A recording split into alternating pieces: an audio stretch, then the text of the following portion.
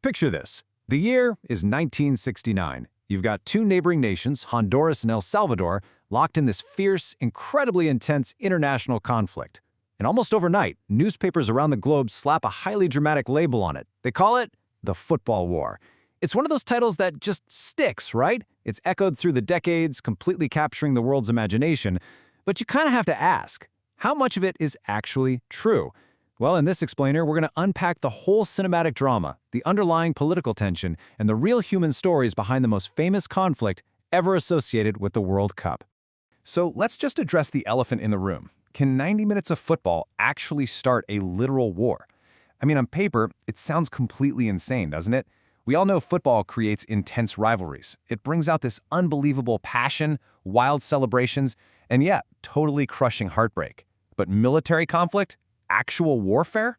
To a whole lot of people reading those global headlines back in 1969, it truly seemed like a simple football match had led directly to armed conflict between two countries. Honestly, it sounds straight out of a Hollywood script. Look, for decades, we've been fed this super simple myth, mostly spread by the media and just passed down through football folklore, that football caused a war. But the reality? It's way more complex, and honestly, a lot more fascinating. Behind the goals and the roaring stadiums, there were years of political tension, severe economic problems, and growing hostility just simmering under the surface. Football didn't create this crisis out of thin air. Instead, and this is a metaphor we're going to come back to, football poured fuel onto an already dangerous fire. Actually, scratch that. It's more accurate to say it was the spark, not the underlying cause. All right, let's get into part one. Two nations, one problem. Central America in the 1960s. During the 60s, El Salvador was basically a pressure cooker. You had a rapidly growing population, but severe land scarcity. So, seeking a better life, hundreds of thousands of Salvadorans ended up packing up and crossing the border to settle in neighboring Honduras. And for a while, this was an uneasy but functioning setup. But then, economic conditions took a major hit. Honduran political leaders started feeling immense pressure. They introduced these new land reform policies, and suddenly a lot of Hondurans began feeling like foreign migrants were taking their jobs and their land. On the flip side, the Salvadorans living in Honduras felt increasingly targeted and completely unwelcome. The hostility was just growing exponentially. So as you can see, long before a football ever even entered the story, the stage was already totally set for conflict. Both of these nations were essentially sitting on a powder keg. The economic pressure, the massive migration disputes, the political finger-pointing, it all meant that a violent eruption was pretty much inevitable. All it needed was a spark. Which brings us to part two, the spark. The Road to Mexico 1970. We're looking at three crucial dates here. Kind of like a ticking clock, right? Three dates that would literally change history. Normally, qualifying matches are just, well, about football. But definitely not this time. The 1970 World Cup was coming up. And, as fate would have it, Honduras and El Salvador were drawn to play each other.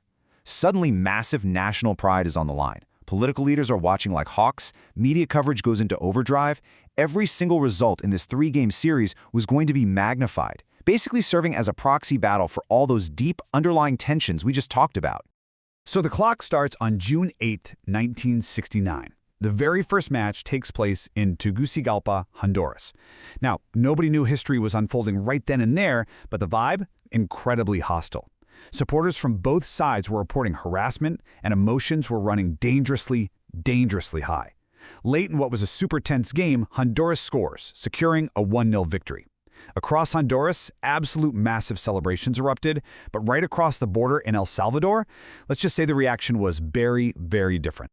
Because this wasn't just your run-of-the-mill, oh man, we lost kind of disappointment. It morphed fast. Disappointment rapidly evolved into outright anger. And then, crucially, the newspapers and media totally stepped in to amplify those exact emotions. What should have been just a standard football result began evolving into a deeply dangerous, heated rivalry. The narrative was spinning out of control and the public was buying in, hook, line, and sinker. Okay, flash forward exactly 1 week, June 15th. The teams meet again, but this time in San Salvador.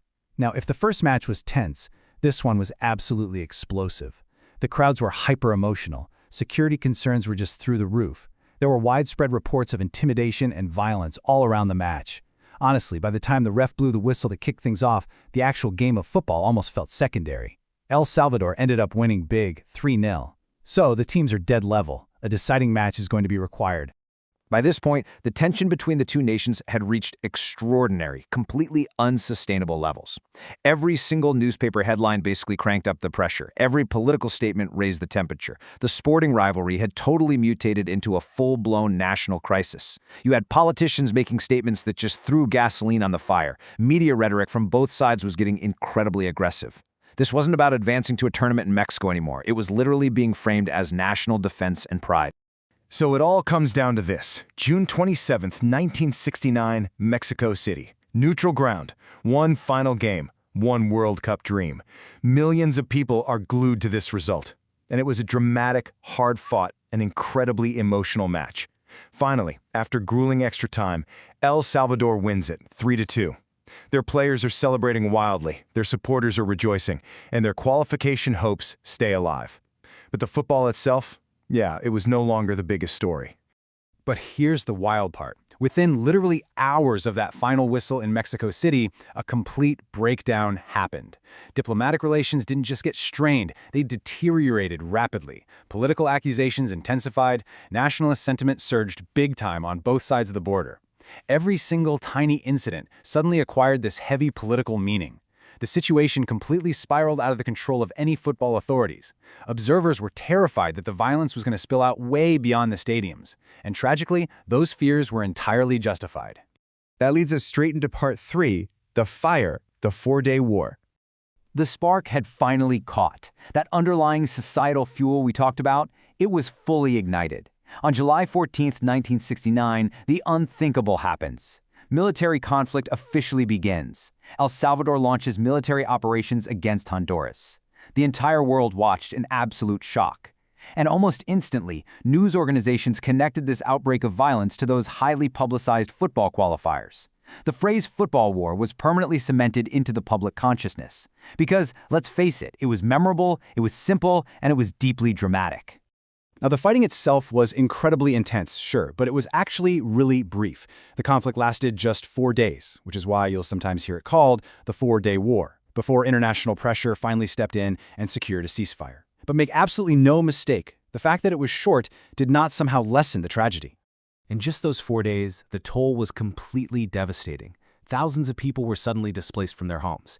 Countless lives were tragically lost. Economic ruin spread rapidly on both sides of the border. And diplomatic relations between Honduras and El Salvador were profoundly damaged, leaving these lasting national scars that would take years, even decades, to properly heal. The fighting stopped, but the heartbreaking impact on both of these nations absolutely remained. Moving on to part 4, the real lesson, football as a mirror. Because here is the absolute crucial takeaway. Football had become the spark, not the fuel. The events of 1969 are not a story about a game causing a war. Without those deep-seated migration disputes, the heavy land ownership issues, and the crushing economic pressures, those 3 football matches would have never, ever caused a military conflict. Grasping that distinction is absolutely essential. The football war was ultimately a story about political tensions finding an explosive expression through the lens of sport. And there's this massive historical irony to all of this, isn't there? Neither Honduras nor El Salvador went on to win the World Cup trophy that year. No legendary superstar really emerged from these specific matches. Yet these qualifiers left an unbelievable, lasting legacy in football folklore. They became symbols of an entire era. The story continues to fascinate fans today because it's not just about a scoreline. It's about history, identity, and the extraordinary, sometimes terrifying power of the game. So it leaves us with this massive question. What actually happens when sport and existing societal tensions collide head-on? The football war teaches us that sports are undeniably powerful. They inspire billions of people, but they don't exist in a vacuum. They act as a mirror, dramatically amplifying the society around them. When the tensions are already there, a stadium can quickly become a battleground, and a simple game can become the spark that quite literally changes history. Definitely something to think about the next time you're watching a fierce rivalry unfold on the pitch.